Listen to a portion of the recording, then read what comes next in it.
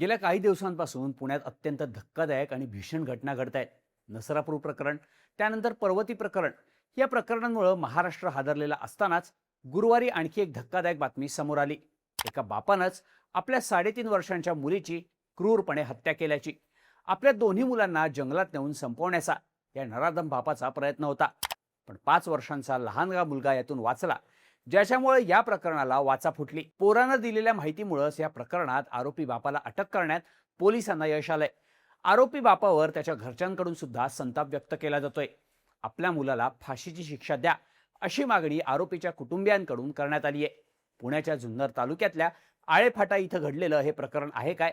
बापानं हत्येचा प्रयत्न केला असताना सुद्धा 5 वर्षांचा मुलगा त्यातून कसा वाचला आणि पोलिसांकडून आरोपी बापाला अटक कशी झाली? आरोपीबद्दल त्याच्या घरच्यांचं म्हणणं काय, त्याची स्टोरी सांगणारा हा व्हिडिओ. नमस्कार, मी शार्दूल आणि तुम्ही बघताय बोल व्हिडिओ.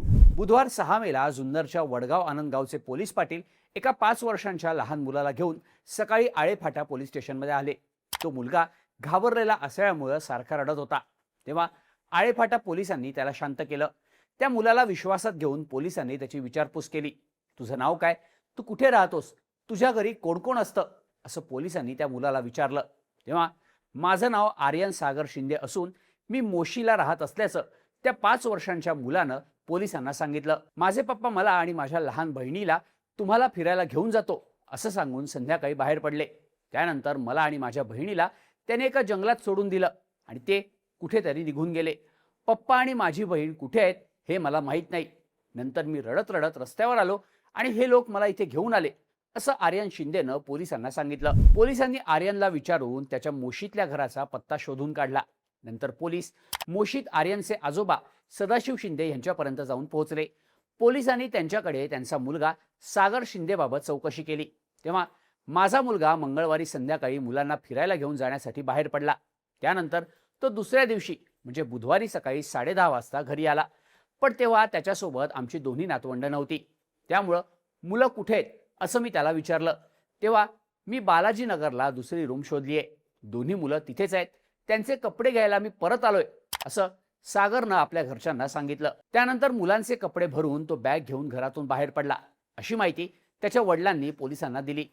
5 वर्षांचा आर्यन सुखरूप परत आला होता, पण त्याची 3.5 वर्षांची धाकटी बहीण हर्षदा कुठे हे कोणालाच माहीत नव्हतं. त्यात सागर शिंदेनं आपल्या घरच्यांना मुलांना रूमवर ठेवल्याचं सांगितल्यानं सागरबाबत पोलिसांना संशय आला. पोलिसांनी सागर शिंदेचा शोध घ्यायला सुरुवात केली.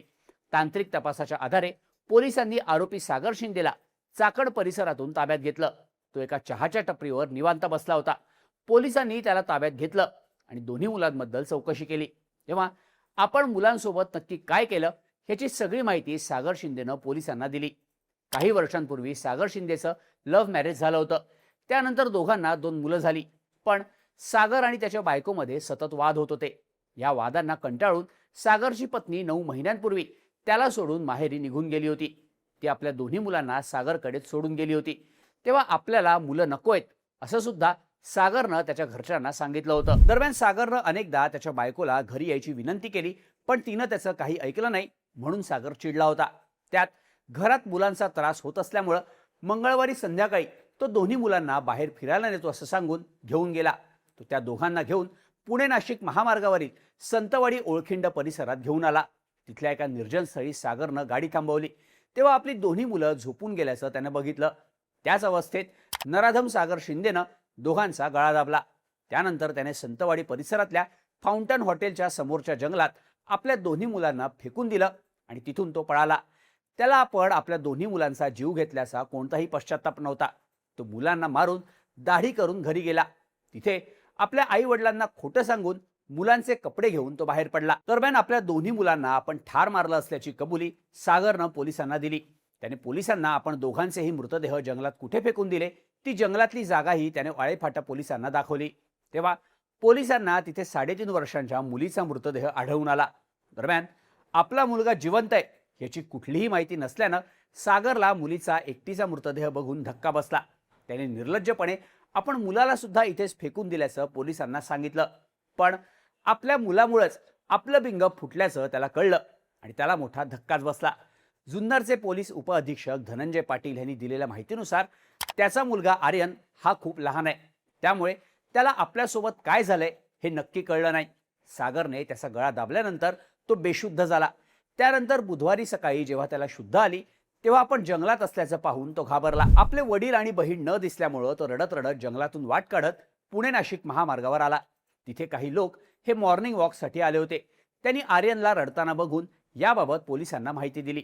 आरोपी सागर शिंदे याचा सुद्धा स्वतःला संपवण्याचा प्रयत्न होता, पण त्याआधीच त्याला पोलिसांनी पकडलं अशी माहिती उपअधीक्षक धनंजय पाटील यांनी दिली आहे. दरम्यान पोलिसांनी मुलीचा मृतदेह ताब्यात घेऊन तो पोस्टमॉर्टमसाठी पाठवलाय. सागर शिंदेनं फक्त कौटुंबिक वादातूनच ही हत्या केली की त्यामागं आणखी काही कारण आहे याचा पोलिसांकडून सध्या शोध घेतला जातोय. आपल्याच वडिलांनी आपल्याला जीवे मारण्याचा प्रयत्न केला, आपल्या बहिणीचा जीव घेतला हे न कळण्या इतका आर्यन लहान आहे. त्यामुळे आपल्यासोबत नक्की काय झालंय, आपल्या बाबांनी नक्की काय केलंय याची कुठलीच जाणीव त्या लहान गेला नाही. पण आरोपी सागर शिंदेच्या कुटुंबियांनी मात्र आपल्या मुलाला कठोरातील कठोर शिक्षा देण्याची मागणी केली आहे. आमच्या पोराला फासावर लटकवा, तो सुटला नाही पाहिजे, पार त्याला फाशी द्या, आमच्यावर कृपा करा. उद्या तो सुटला तर आमचं काहीतरी बरं वाईट करेल. एक पोरग वाचलंय, त्यालाही उद्या मारायला तो कमी करणार नाही. आम्हाला काय मारलं बिरलं तर आम्ही काय करणार, तो सुटला नाही पाहिजे. तो सुटल्यावर आमचा घात करेल.